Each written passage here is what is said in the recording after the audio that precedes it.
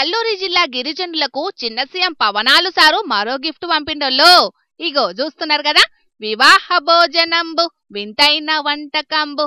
ఆహాహా నాకే ముందన్నట్టు పోటీవాడి మరీ పిలగాన్లు తింటున్న గీ మామిడి పండ్లను పవనాలు సారే పంపిండు.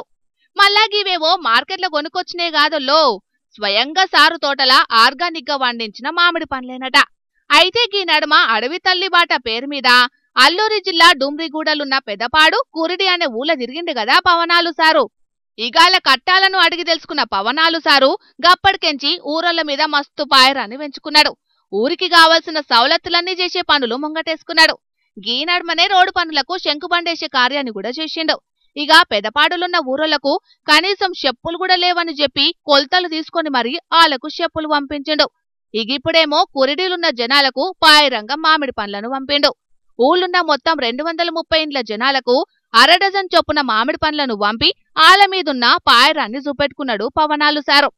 ఇక పవనాలు సారు పంపిన మామిడి పండ్లను తీసుకొని ఆడున్నోళ్ళందరూ మస్తుగా సంబరపడ్డారు.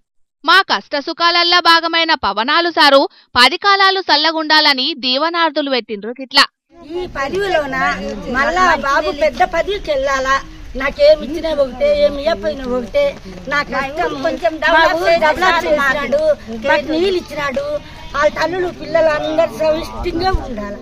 ఇక ఈ వీడియోలు సోషల్ మీడియాలో వైరల్ అయ్యే వరకు గిరిజనులకు వీరమల్లు కానుక సూపర్ అనుకుంటా కామెంట్లు పెడుతున్నారు కొందరు. గీ ముచ్చట ఎరికైనా పవనాలు సారు ఫ్యాన్స్.